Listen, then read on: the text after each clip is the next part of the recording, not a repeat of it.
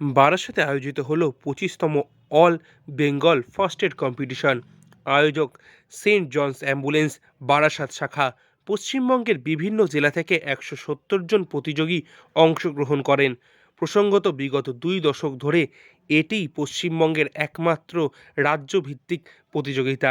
এই উপলক্ষে বৃহত্তর সামাজিক দায়িত্ব পালনের উদ্দেশ্যে একটি মারণোত্তর অঙ্গদানের অঙ্গীকার শিবিরের আয়োজন করা হয় এই স্থানেই।